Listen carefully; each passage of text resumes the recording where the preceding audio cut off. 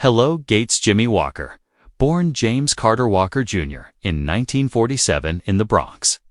Grew up surrounded by the struggles of working-class life, with a hard-working mother and an often absent father.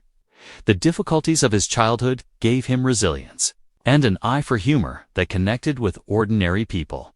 He was drawn early to electronics. Studying at RCA Technical Institute and working as a radio engineer before comedy called him.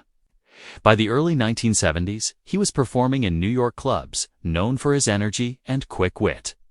His growing popularity led to appearances on The Tonight Show and eventually to his defining role as J.J. Evans on Good Times. The sitcom, airing from 1974 to 1979, broke ground by centering on a black working-class family in Chicago. Walker's catchphrase, "D-Wine Might," became a cultural phenomenon, making him a household name.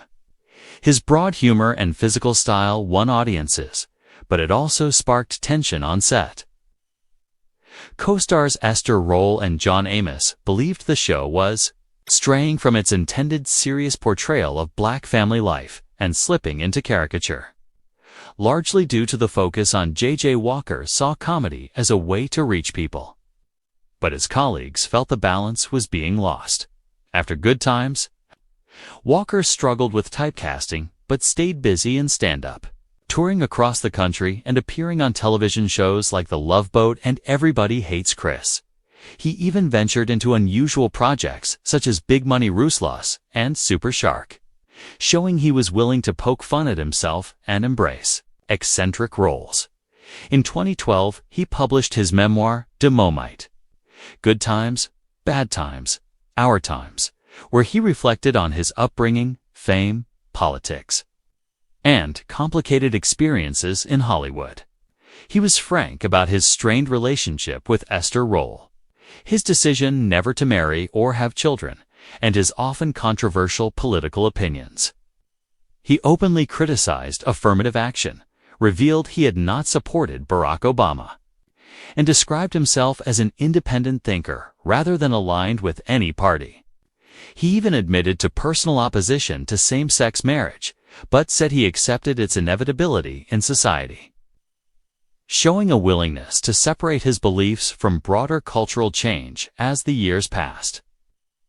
Walker continued to surprise fans, with appearances in shows like The Bold and the Beautiful, and with innovative moves such as launching his own app. Yet, what has resonated most deeply in recent years is his honesty about Esther Rolle. For decades, their working relationship was whispered about as contentious, and Walker largely stayed neutral in public. But now, in his late 70s, he has opened up with a new perspective. He admitted there was genuine tension, not out of dislike, but because they had very different visions of what good times should be. Rolle, a serious actress with a passion for portraying dignity in black families, fought for the show's integrity. Walker, a young comic, focused on laughs and the joy of his breakout fame.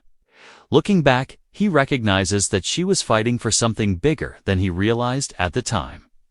He now credits her for grounding the show and regrets that they never fully reconciled before her passing in 1998. He has spoken of his gratitude, acknowledging that she gave Good Times its soul and weight, even while he brought its humor and energy. At 78, Walker's reflections show a man who has embraced his past with clarity. By telling the truth about Esther Rolle, he is not just acknowledging the conflicts, but also honoring her vision and influence. His words remind fans that behind the laughter was a deeper struggle about representation and responsibility. His honesty has allowed him to come full circle, recognizing that the very tension that once divided them also helped make Good Times unforgettable. In celebrating her, he also redefines his own legacy, not just as the comedian who made audiences laugh, but as someone who came to understand the larger importance of what they created together.